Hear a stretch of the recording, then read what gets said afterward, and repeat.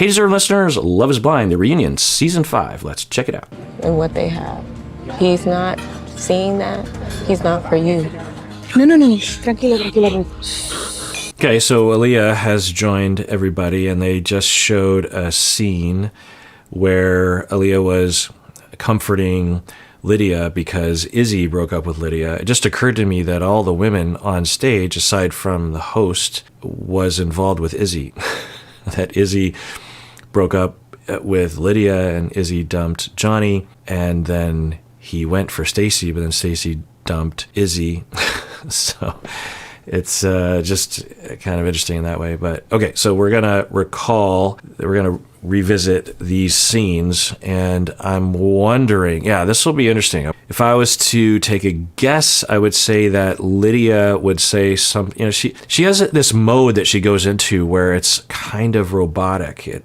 That was what her sister, or Milton's sister, was reacting to. It's like it seems like you're saying lines, Now, in the end, they got married, so maybe her honest voice is actually kind of insincere seeming. But anyway, I can imagine Lydia going into that mode of, I was a difficult time, and I was just trying to support my friend, and they'll probably throw Uche under the bus because he's not there.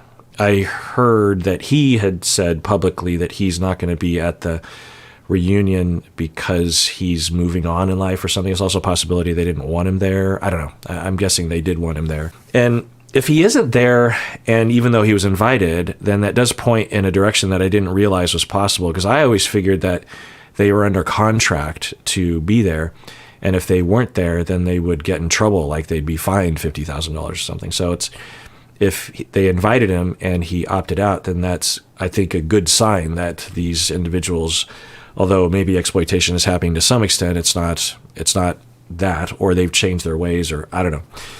Anyway, so I can imagine that they would throw Uche under the bus, that Lydia would. So neither one of them, Aaliyah or Lydia, would have a big reason to attack each other at this reunion. And I think they're both pretty reasonable people in this situation. It wasn't unexpected that Stacy was still really pointed with Johnny. I mean, not nearly as before, but I think that Lydia and Aaliyah have shown that they have a track record of maybe when someone's not coming after them, they have the ability to kind of keep their cool. And Aaliyah doesn't have a big reason to say, Lydia completely screwed me. But I guess Aaliyah might be motivated to say what their fight was. Maybe we'll finally find that out. What was it? Can you tell me? He thinks that I'm going to cheat on him because I've cheated before. Is this the guy that you really want to marry? A guy who's going to judge you this easily? Yeah, I remember that. So I was going to go back and watch these. So I guess this is good that I'm watching it now, because in light of everything we know, particularly by this point, it's interesting to see. And so she's saying, is this someone you really want to be with? So at the time, it just looked like a friend that was being particularly pointed. But looking back, it's like, well, was Lydia trying to screw with something? I don't know. Given everything we saw, maybe Lydia followed Uche onto the show. It seems possible, given everything that we saw. I don't trust Uche's claim that he has like 100% firm evidence. He's been claiming that. At the time of me recording this is the day that I'm watching it as it just came out. So as of October 15th, his claims are evidenceless. He has yet to provide any evidence that would demonstrate that Lydia did in fact follow him onto the show. I mean, he said something like someone said something, but that doesn't mean anything. As he should know, as an attorney, we would need to hear from that person or actually have firm evidence that happened. Anyway, so we don't know, but it is possible that Lydia did. It's also possible that she didn't. But if she did, then I think seeing everything that we have seen, I think it doesn't seem likely that Lydia went on the show knowing that Uche would be there to screw with him. If I was to take a guess, and I think I've said this before, that Lydia was like, well, that'd be fun to go on the show. Uche went on the show, and maybe me and Uche will a spark will happen. But at the same time, I'd also like to meet somebody. So I don't think it's a likelihood that me and Uche will hit it off in the pods, but you never know. Maybe it'll be a meet cute of some kind. It'll be like Destiny, and we'll get another chance together.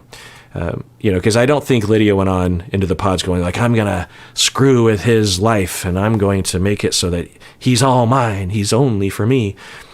I just don't, people say that. And it could be, of course, but I think it's possible that she went on. And then she's being told a lot of different things by production. There's long contracts. And within that is like, okay, you have to, I'd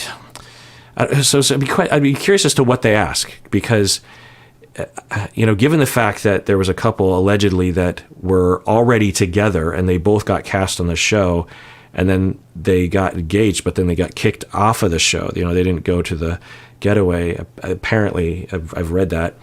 And you would think that they would have a question in the beginning of, so you certify, or you, I don't know what word legally, but you attest to the fact that you don't know anyone. You have no reason to believe that you know someone that is on this show, especially on the other side of the pods. You attest to that, and you have to sign. You just think they would ask that question, but maybe they don't. Like with Deepti and Natalie from season 2, they are saying, and I trust them, that casting didn't ask them any questions about their past relationships. They just figured that it wouldn't happen. I've also heard that in a number of seasons, if not all of them, there's always some group of people that know each other because they don't ask people. The chances are pretty high that among 15, 2 groups of 15 people, it's a pretty high chance that one of these configurations know each other. The fact that the probability of 2 people knowing each other is pretty low. But the probability, because, so let's just say we have 5, the chance of this person knowing this person, plus the probability of this person knowing this person, plus the probability of this person knowing this person, and then you start with the probability, you add up all those probabilities, it's a pretty high probability. I don't know what the probability is, but it's there. So it's sort of like the mathematical riddle, if you will, or the weird aspect of math is that how many people, how's it go? How many people do you have to put into a room such that there's a 50% chance that 2 people will share the same birthday? So the first intuition that a lot of people have, including myself, is that you would need to have, there's 365 days in a year, it's 365 possible birthdays. I guess you could say 365 and a quarter, or 360. Anyway, point is that 365, let's just go with that you would need half of that. So you need 183 people in a room so that there would be 50% likely that 2 people would share the same birthday. It turns out it's like 22 or something, or 22 and a half, or somewhere in there. That you only need 22 people. Don't quote me on that. This is just going from memory from a thing that I learned 30 years ago. But you only need 22 people in a room for 2 people to share a birthday. And you're thinking, well, that doesn't make any sense because there's so many more days in the year. Well, when you add up, that's why we're just terrible at probability. This is a problem with humans. We're not geared for that. It didn't serve us on the African savannah 200,000 years ago to understand this level of math. But when you add up all the probabilities, then the chance of there being 2 people that share the same birthday turns out with 22 people, it's about 50%, somewhere in there. I don't know if it's 22, but it's in that zone. Anyway, the point is that you have 15 people. The chance that just at least 2 of the individuals will know each other is pretty high. So my point is why didn't they ask? And maybe they didn't. So Natalie and Deepti said that they didn't ask about your past relationships. We've heard, though, with season 5, they did. I think even the cast have said as much, right? So Uche said that he just didn't consider it a relationship, which is so weird. I just don't understand that, because it's like, okay, they should be asking not just the question of who were you in a relationship with, but who do you know in general, because it'll screw it up even if you just know each other, right? If you work with each other, or someone's your cousin. I mean, literally, you could have people in your family that show up. Anyway, because they have different last names. Anyway, so Deepti and Natalie from season 2, they say they didn't. Season 5, they learned from their mistakes. So I'm wondering, in season 6 has already been filmed. Season 7, I think, has been filmed.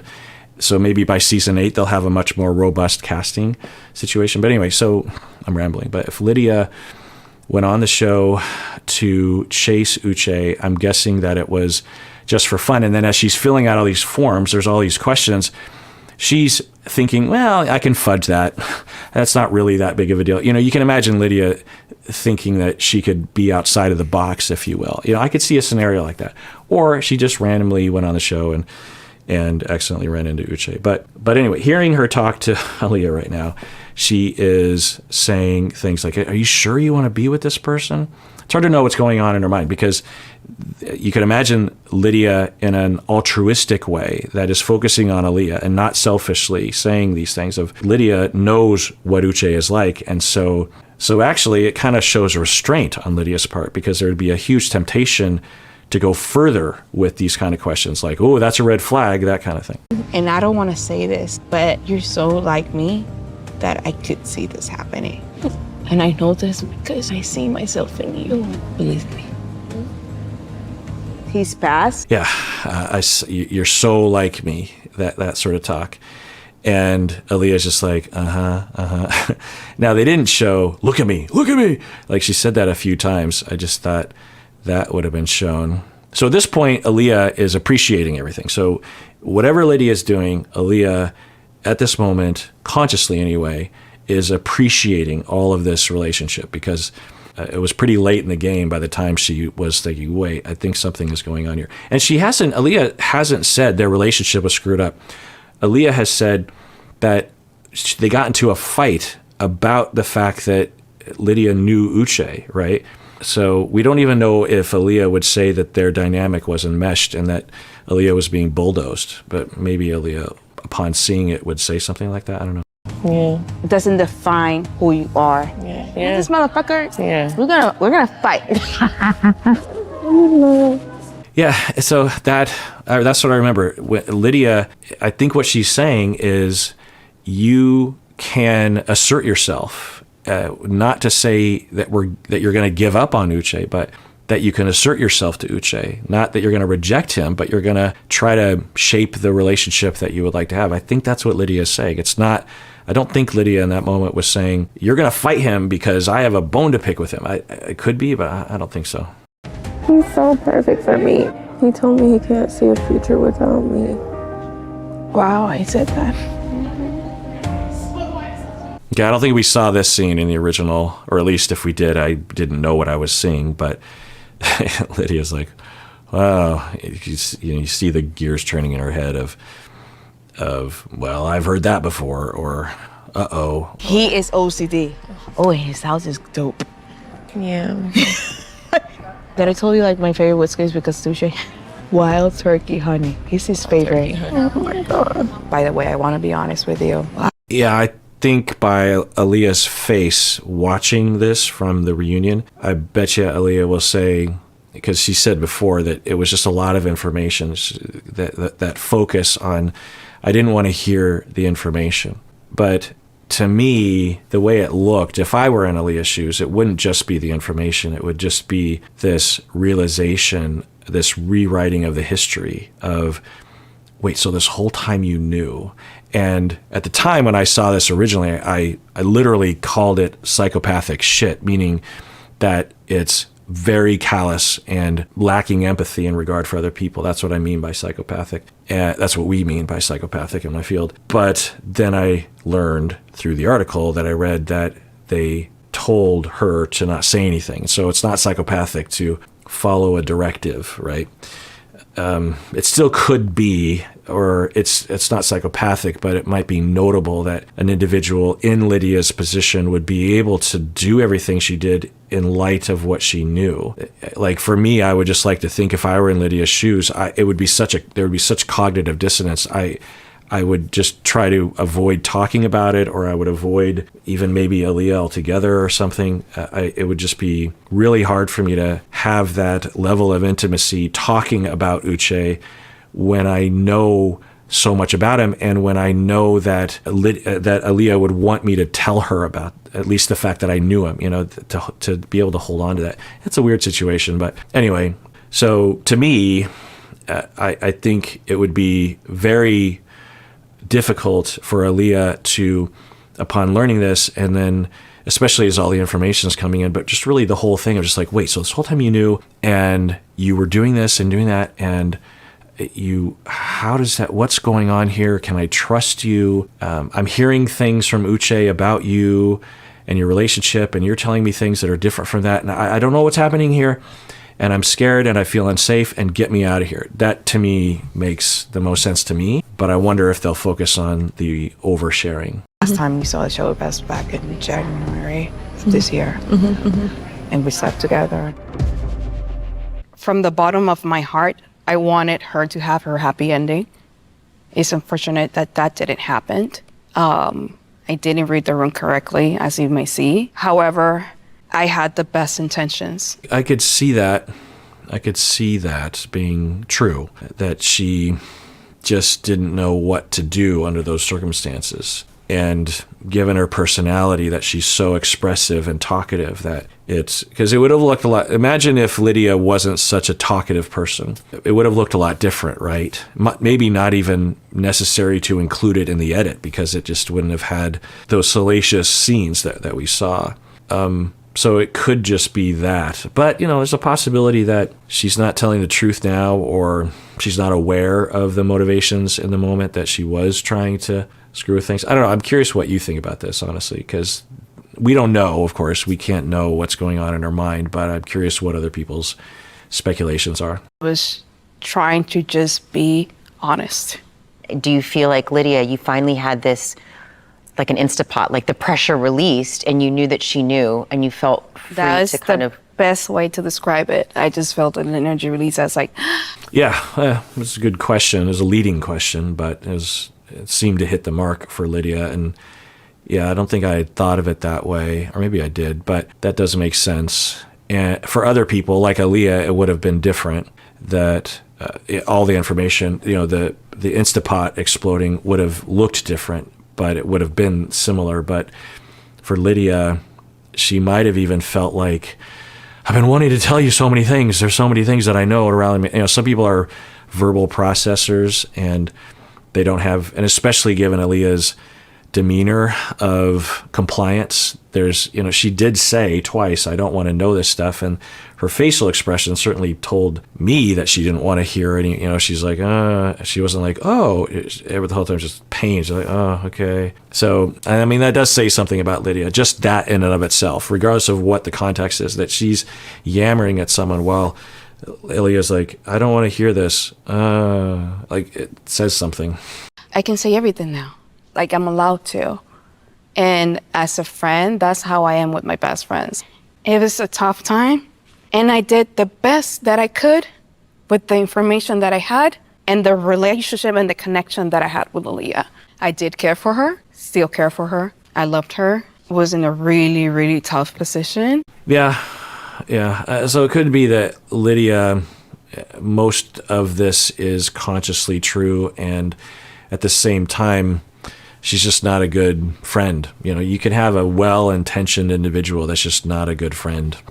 I felt like I came here to have the genuine love is blind experience, and I didn't get that. I set my boundaries with Lydia when we had the discussion on the couch, and she didn't respect my boundaries. Yeah, that's what I thought. I thought that she would be focusing on that. And, I'm not in her shoes, so because my suspicion is that isn't really what tweaked her. It was something. It was a factor. It was annoying, but it wasn't really what tweaked her, because to me, I don't know. I can only relate to how I might feel or what I would imagine other people feeling. I can't know what Aaliyah was feeling. But if I were in Aaliyah's shoes, I'd be thinking, I don't want to know. That's spoiling the movie. I'll eventually find those things out, but I don't want to know right now. And I want to have the same experience as everyone else's. You're ruining it for me.